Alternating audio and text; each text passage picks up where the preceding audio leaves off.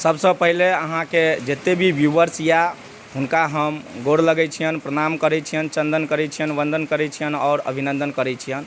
समस्त वार्ड 14 के मतदाता के हम गोर लगै छियन, प्रणाम करै छियन।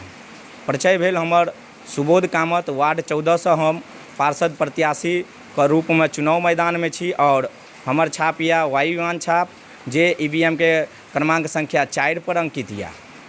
देखो वहाँ का क्षेत्र में 4 गो कैंडिडेट है, जनता अहीं के क्या पसंद करता है? देखियो हमरा क्षेत्र में सही में 4 गो कैंडिडेट है हमरा वार्ड से और जनता हमरा किया पसंद करथिन ई तो जनता जानथिन। उ स्वतंत्र छथिन, मताधिकार के प्रयोग करे के लेल उ स्वतंत्र छथिन और विगत 3 साल से हम समाज सेवा का क्षेत्र से जुड़ल छूँ और जत जनता हमरा तकलखिन ओतऽ हम उपस्थित रहलू हन। हर एक क्षेत्र में जै भी माध्यम से भेले हन जनता हमरा तकलखिन हन, ओई जगह पर हम अपन उपस्थिति देलियन हन और हमरा से जते भेले हन 100% एफर्ट लगा के उ काम करावे के हम प्रयास केलहुँ हन।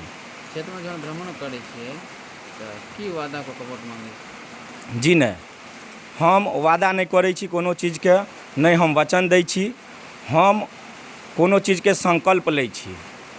और हम 14 वार्ड से छी तो हम अपन वार्ड के प्रति 14 गो संकल्प जे छे जे जनता के बीच में रखलियन हन। जे नगर पालिका एक्ट 2007 जे पास भेले ओइमे जे नगर परिषद क्षेत्र के जत्ते अधिकार छे ओइमे से हम मुख्यतः 14 गो मुद्दा चुन के जनता सबके सामने रखलियन हन हम अपन संकल्प पत्र के रूप में। और ओइमे जे पहिल काज होइ छे नगर परिषद के जे नगर के साफ सुंदर और स्वच्छ रखे के लेल, ओइ के लेल हम प्रयत्नशील रहब। अपन वार्ड को हरित वार्ड बनावे के लिए हम प्रयत्नशील रहब।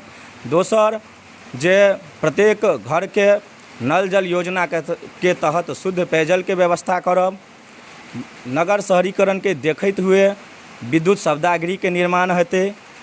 तकर बाद भऽ गेल अहाँ के अपने जे मुख्य सड़क जते भी या मुख्य सड़क के किनारे नाला के निर्माण, ड्रेनेज नाला जो है ओकर निर्माण कऽ के नली गली के जते भी छोटका नाला रहते ओइसे जोड़ल जते और ओइ पानिक निकासी कयल जते। शहरी गरीबी के देखते हुए लघु कुटीर उद्योग के स्थापना जे नगर परिषद के द्वारा लोन देल जाय छै ओइ के जमीन पर उतारल जते।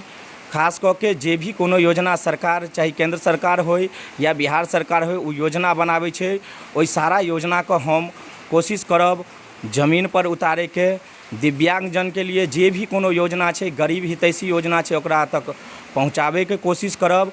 और एगो सबसे बड़का मुद्दा या जो 2016 से अपन सबके होल्डिंग टैक्स लगे छै जै के प्रति जनता जागरूक नहीं छै, ये हमर बड़का मुद्दा या।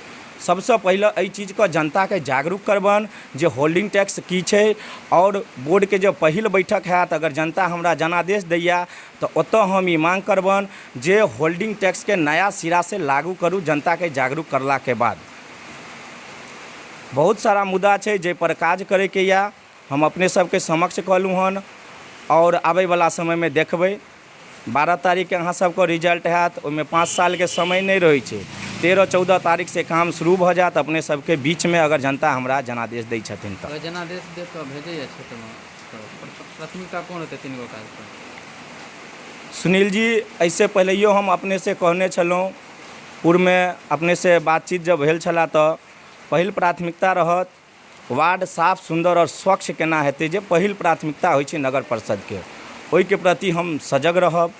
वार्ड में वार्ड क्लिनिक के व्यवस्था करब। जे कियो वृद्ध आदमी छथिन वो अनुमंडल या प्राथमिक स्वास्थ्य केंद्र जाय में असमर्थ होइ छै हुनका सबके लिए वार्ड के लिए हम एम्बुलेंस के व्यवस्था करब।